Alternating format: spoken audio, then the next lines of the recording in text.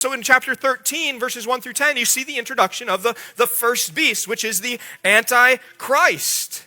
So he emerges from the sea. The sea represents, in their time, chaos and turmoil. And he's described as having 10 horns and 7 heads. Now this is amazing, and each head has blasphemous names on it. So what's this showing us? He's powerful, or at least he's compensating for something, and he has some authority, and he has an arrogant attitude towards God. And here's this goes crazy, right? Why do I say he's compensating? Because Jesus, the Lamb, has 7 horns and 7 eyes. Now he's coming out like, you're like, oh, your 7 horns, well, let me show you mine. I've got 7 heads with horns all over the place, right? And he's like, hey, I one up to you, Jesus. And then he's going to go even farther. He's going to go even farther in his deception. What's he going to do? What is described about one of his heads? It had a fatal wound that was healed. He is going to show up. Are you ready for this? You're not ready for this. Are you ready for this? You're ready for this. Let's go. He's going to show up, and he's going to mimic Jesus to the point of death and alleged resurrection. And you think about if that happened today. If someone showed up and said, hey, this Jesus thing was a myth, because that was 2,000 years ago and he ain't come back yet. He's not here yet. Where's he at? Where he at? You know, he could strut around like a big happy peacock. Where he at? Where's he at? Where's he at? Guess what? I'm the one. I'm here now, and I died and I came back to life, baby. Come on. Where's he at? Where's your Messiah? And Jesus is like, listen, I refuse to play your games. I'm not coming back until it's time for me to come back. And those remaining will be tempted to be deceived. Right? He's going to do this. And then he's going to go even a step farther. Remember when Jesus came, why was Israel mad at him?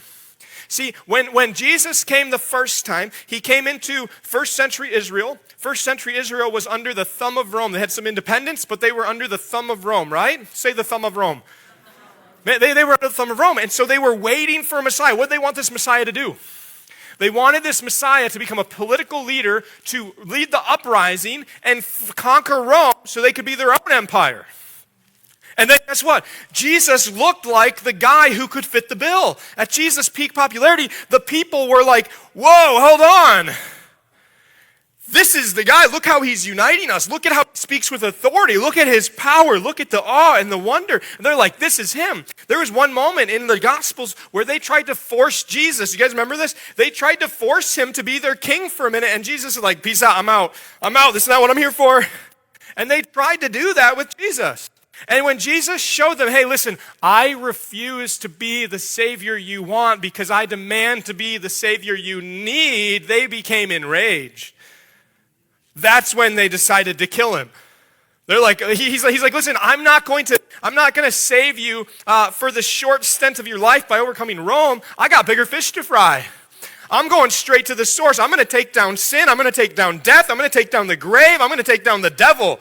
Like, I'm going to take down your true captive. I'm going to take down your true rule. I'm going to overthrow the whole thing. And they're like, no, we don't want that. We just want you to make our life easier right now. He's like, no, I'm going to actually make your life harder, and you'll thank me for it because it'll be better. A harder but better life. Man, what a weird thing. And that's what we're invited into the gospel, a more difficult but better life. And the Antichrist is going to look so much like Jesus.